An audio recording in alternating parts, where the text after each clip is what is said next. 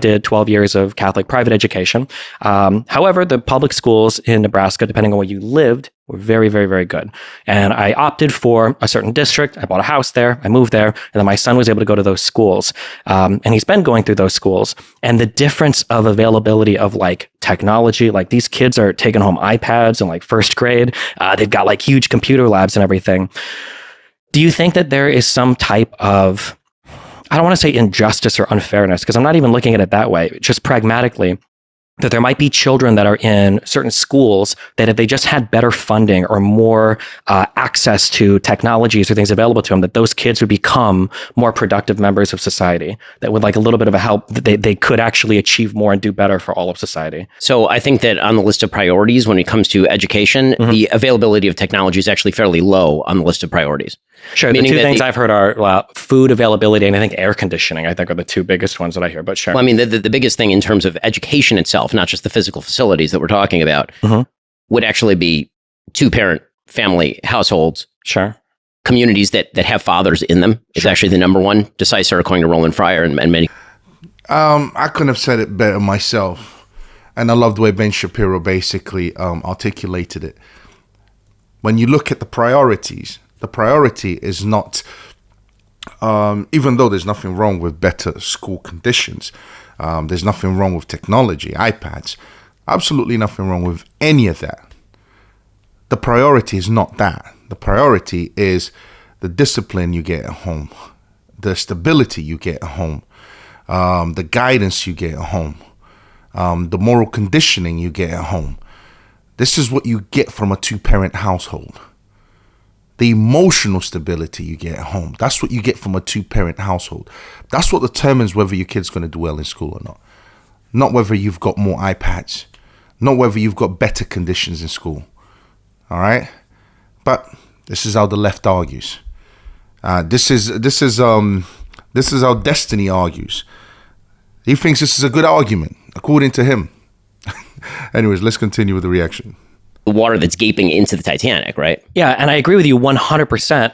But again, I feel like we're on the conservative merry-go-round then of never wanting to address That's not a conservative merry-go-round. I can give you 10 ways. Well, sure. But so like here would be the merry-go-round. I would say that like there's a minimum funding for schools that I think would help children. And then we go, well, the thing that would help them the most is two-parent households. And I go, okay, well, two-parent households actually aren't the problem. The issue is access to things like birth controls, that people don't have children early on. And it's like, but the issue isn't actually birth control. The issue is actually you need a certain amount of money to move out early and to get married and then to have a two-parent household. So it's actually like economic opportunity. No. Well, it's not. No, just two-parent households. That's it. But like, what are the precursors? Don't fuck people before you're married and have babies. Sure. Done. That's great. We can say that and try to fight against. Done. That's it. Just two-parent households. Everything begins with two-parent households. All right? I'm not saying it will always be perfect, but it's definitely better than single-parent households. All right? That's it. That's it. So all the arguments that the leftists, bring up are literally useless when you compare it to two-parent households. Literally useless. And this is the issue. Because the left is against two-parent households, or should I say, okay, let me not say against it, but they are against it. They do not prioritize, okay? That would be the politically correct way of saying it. They do not prioritize it. That's the problem right there.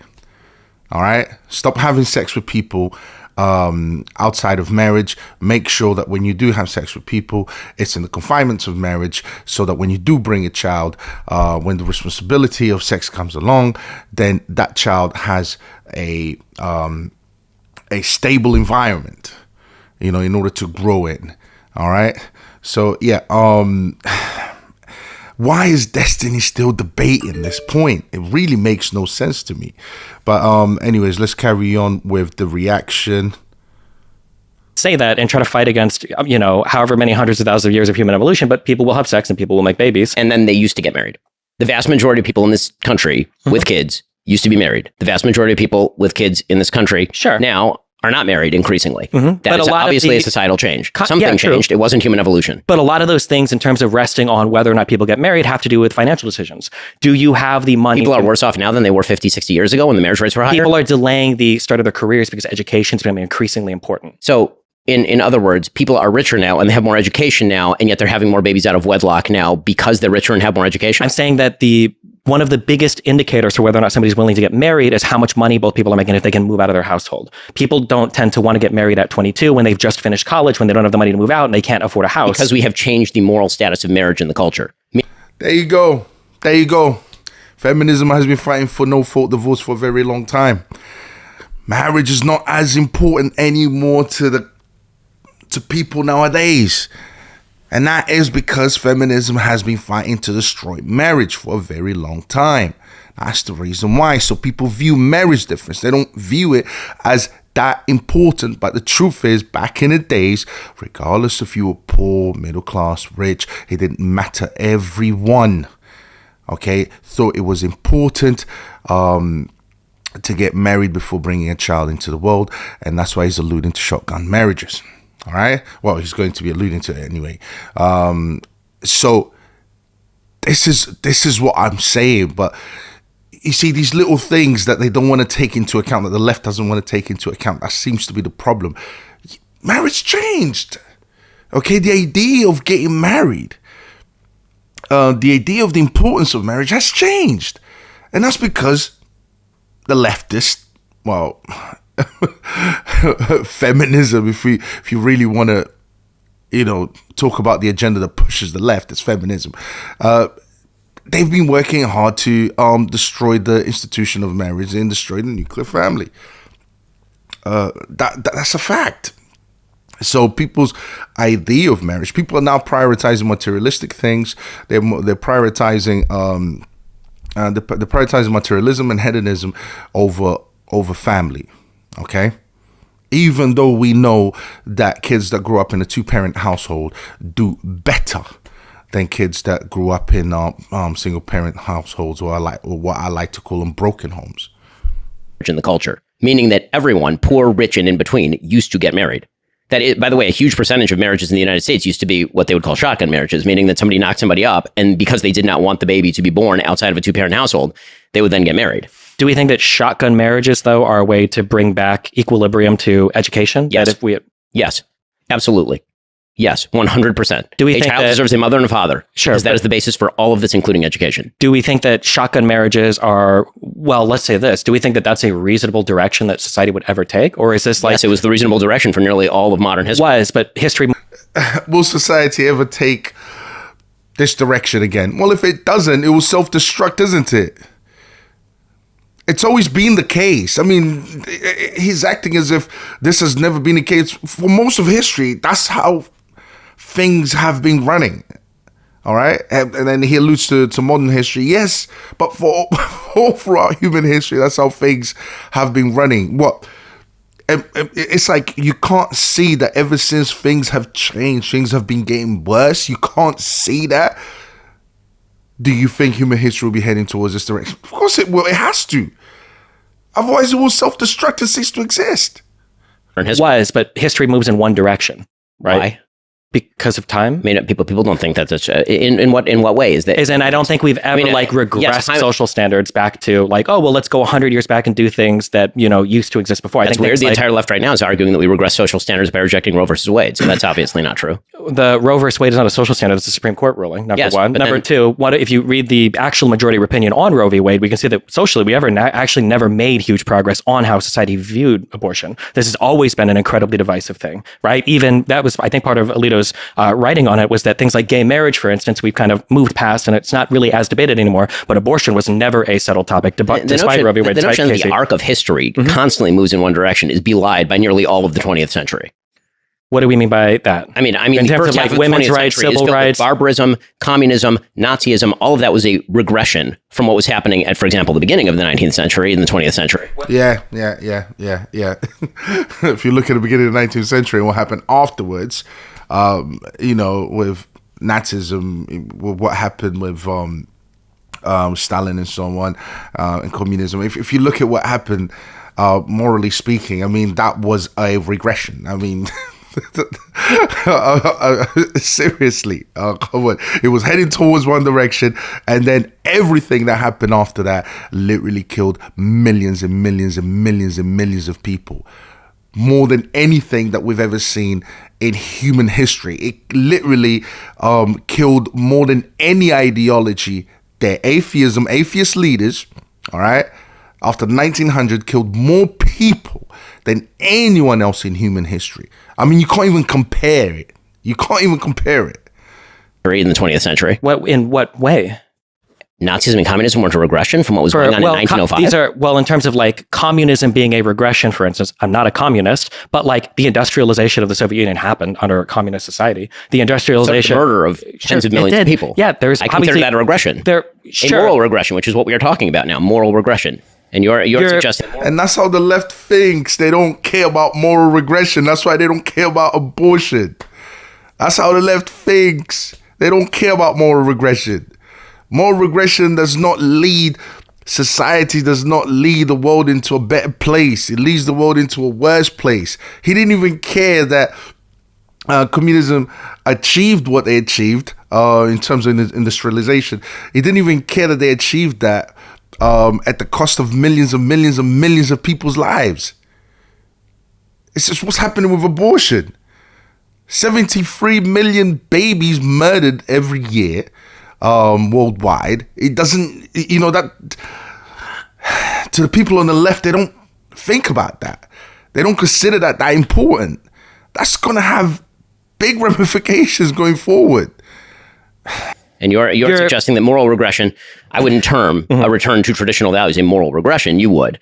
But your suggestion is that history only moves in one direction. And I'm suggesting that history does not only move in one direction. It tends to move actually back and forth. Sure. I don't think that all of history moves in one direction. There are going to be wars. There are going to be times of peace. I think in general, we're more peaceful now than we have been in the past. But I think when we look at the way that people live their lives, I think that we tend to move in a certain direction socially. So when it comes to things like racism, or when it comes to things like slavery or women's rights, I think that there are two huge things that probably aren't changing in the US. And one is access to contraception, and one is women working jobs. I think that these two things are probably huge things that are moving us off of shotgun marriages or getting married very early on. And I don't see those. Do you think that those two things are going to change fundamentally? First of all, what the data tend to show is that actually more highly educated people, as you were saying, tend to get married more. So if the idea is that women getting an education somehow throws them off marriage, it's the opposite.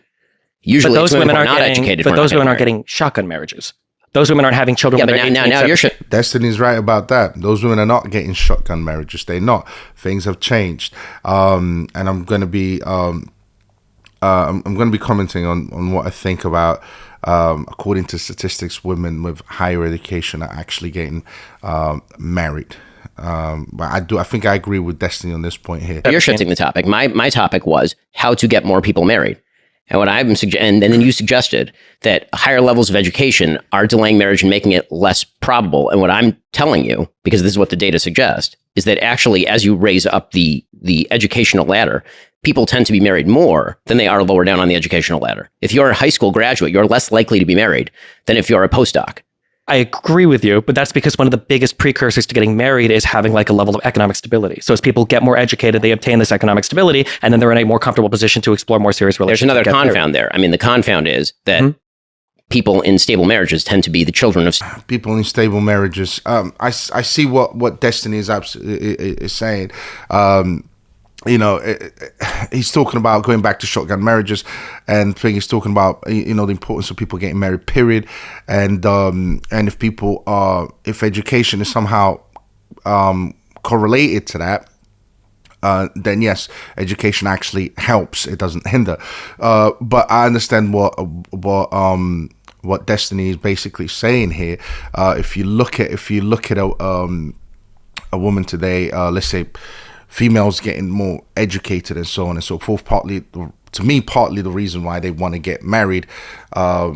First of all, they leave it till late because if you're going to be highly educated, you're probably going to pursue a career. And pursuing a career is demanding, and which basically means it will take time to achieve those things. And because it will take time to achieve those things, what will end up happening is you'll end up, what will end up happening is you'll end up delaying your biological reality. Okay. So for example, you're going to end up delaying family. All right. That's what's going to happen. All right. Why? Because we know that a woman by the age of 30, she's experiences high risk pregnancy, 35 high risk pregnancy, 90% of her eggs are gone. So by that time, all right, it's going to be very difficult for you to, you're going to prioritize marriage at that age. You're going to prioritize marriage. Why? Because your biological instinct will kick in. You want to you're going to want to prioritize marriage. But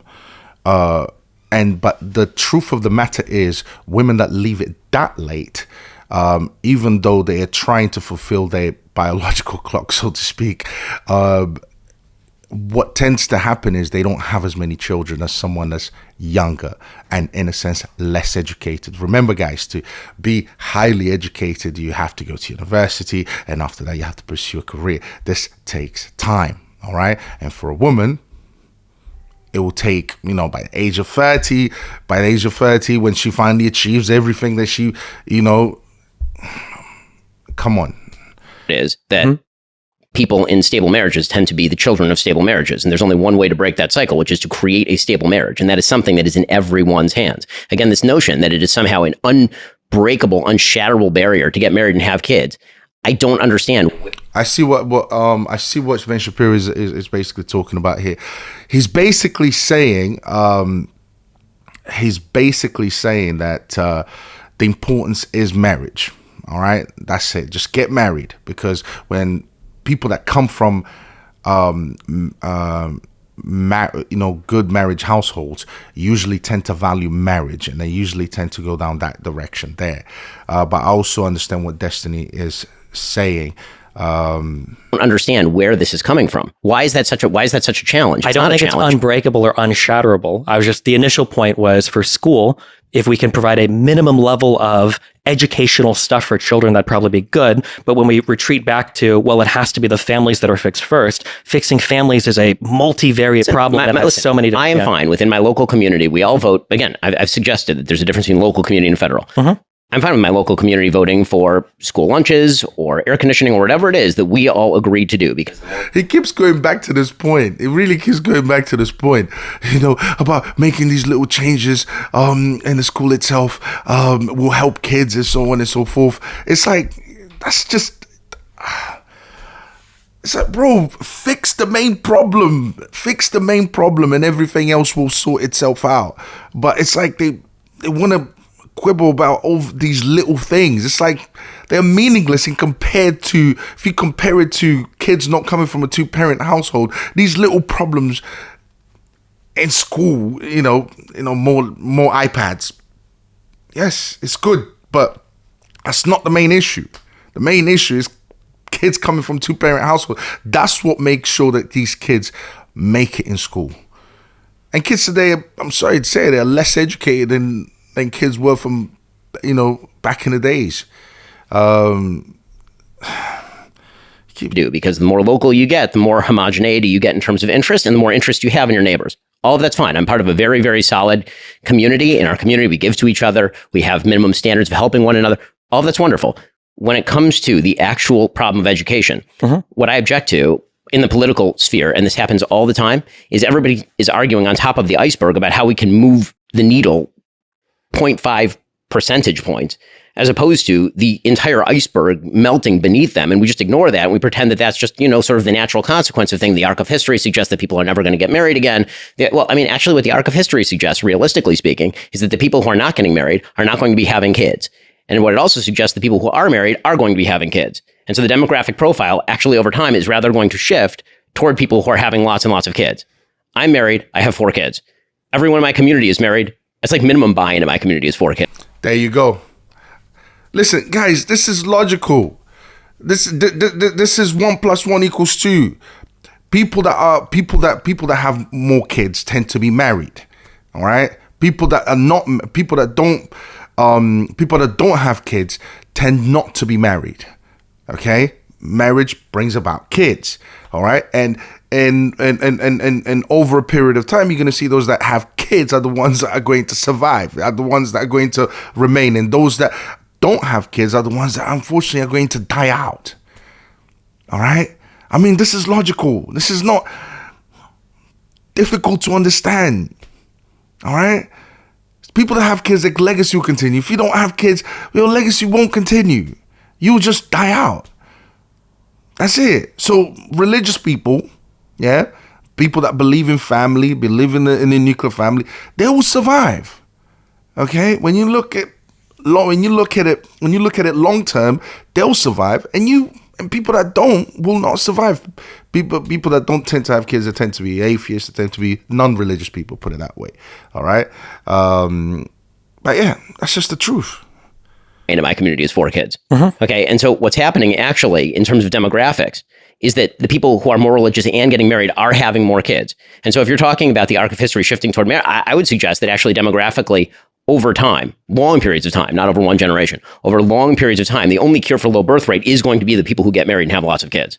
Yeah, I don't necessarily disagree with any of that, but I'm just saying that, again, I know you're upset when I bring up the term merry-go-round. I think that there are good conversations to be had about people getting married because stable families produce stable children that are less likely to commit crime, that are more likely to go to school, that are more likely to be productive members of society, et cetera, et cetera. I'm not going to disagree with you on any of that. All of that is true. Then what are you arguing for, Destiny? Then what is your argument? iPads? Lunch dinners? Is that what you're talking about? Yeah? Air conditioning, perhaps? Is that what we're talking about, Destiny? Really? Is that what's more important? What about the fact that the birth rate has declined below the replacement rate? What about that, Destiny? Does that count? Which one is more important? This is silly. This is silly. Yes, Destiny, he's able to articulate himself extremely well. And he has a great vocabulary. But when it comes to real intelligent arguments, or formulating intelligent arguments, or knowing what's important and what's not important, why is he even talking to Ben Shapiro? Seriously. Ben Shapiro is...